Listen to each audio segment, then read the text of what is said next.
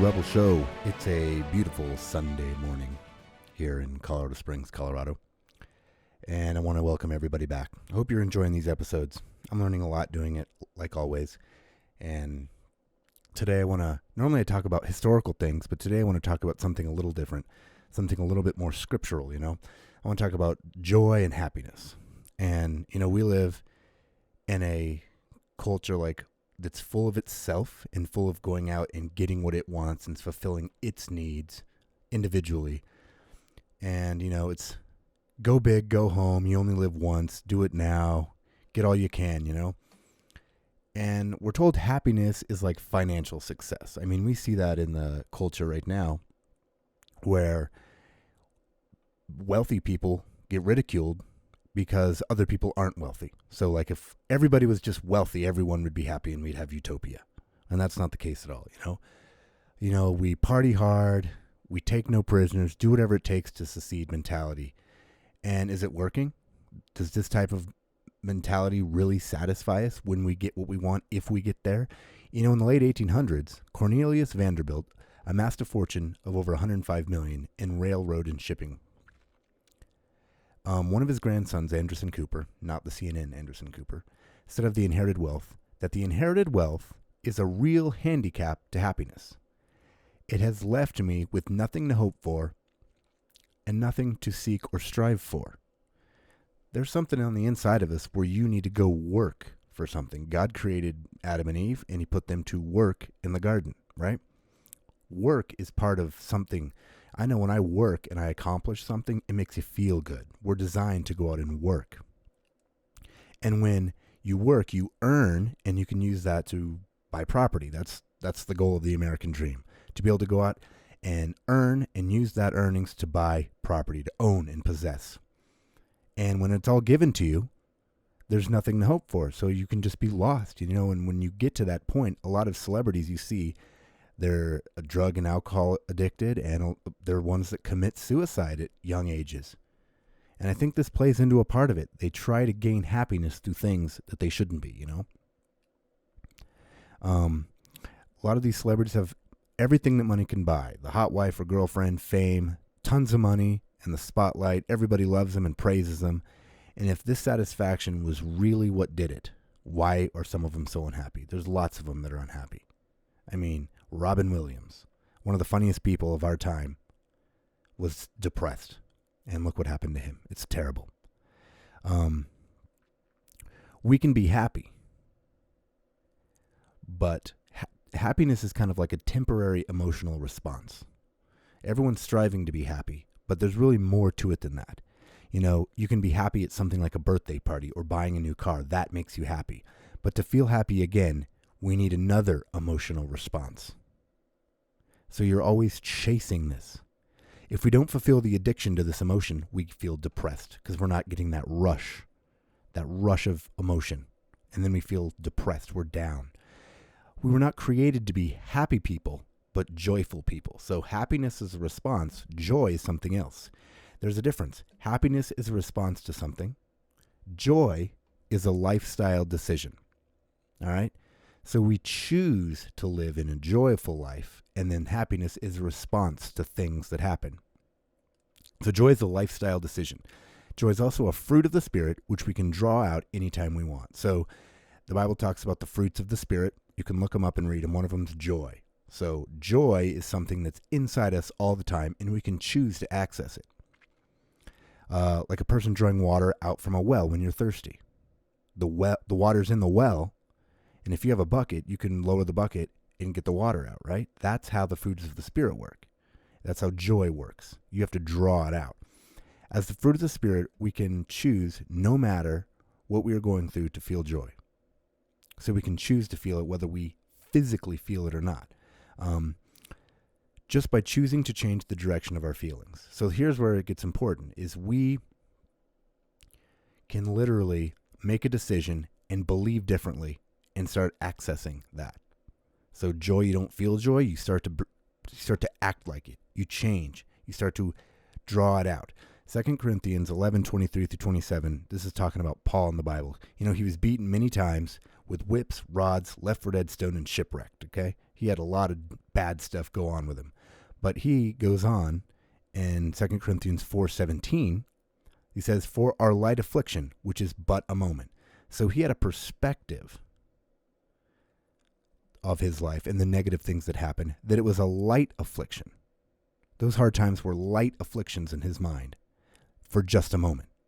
So he wasn't focused on them. He always chose joy over the sorrow of the circumstance.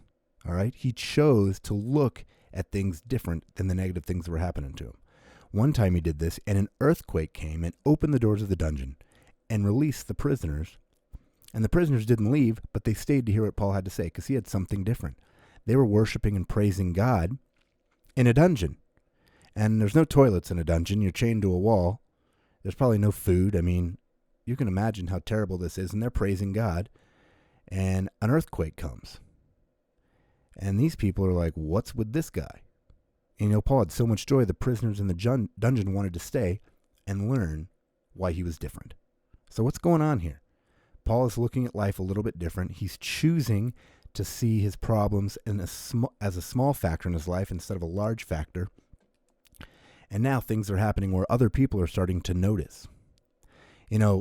For me, I was always a happy person when I was younger, and even now, I'm still happy. But there were times where I'd get depressed, and I'd lay in bed all day, just depressed, and I'd stay in bed till late in the afternoon. And I just thought, well, when you're a happy person, you must have the opposite spectrum, which would be depressed sometimes. And so I lived that way a long time. And then I learned through Andrew Womack's teaching called Harnessing Your Emotions that you could control your emotions, right? You don't have to just respond to whatever your body feels. You kind of train it how to feel and how to respond. So if I felt depressed, I could choose to change it, all right? It took practice, but now when I can feel myself getting a little bit down, I can choose to feel better. It took practice a little bit at first. When you wake up and you're not feeling happy and joyful, you got to literally go, no, right now, I'm choosing joy. I'm going to look at things through the light of something that doesn't change, for instance. Like if you put your joy in the weather. If it's sunny outside, I'm going to be happy today. Well, what if it's cloudy? You're not happy. You can put your joy in something that stays the same forever, like Jesus. Or you can say, like, if morning comes, I'm going to be in joy. And then your body will start to adjust. When things in life get you down, focus on the good in life and choose to access the joy put inside us.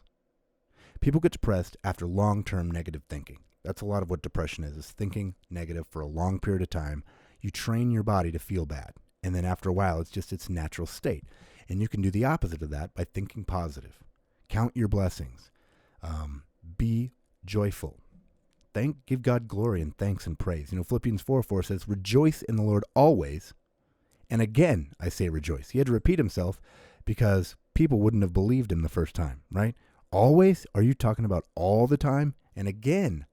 So if you feel down and you start praising God, it's not going to be a long time before you're in a really good mood. I'd say live in that good mood and control your thinking too. Later in the chapter of Philippians 4, verse 8, it says, finally, brethren, whatsoever things are true, whatsoever things are honest, whatsoever things are just, pure, things that are lovely, things that are of good report, if there be any virtue and if there be any praise, think on these things. I challenge people. Do that. Try to go a day with just thinking those things.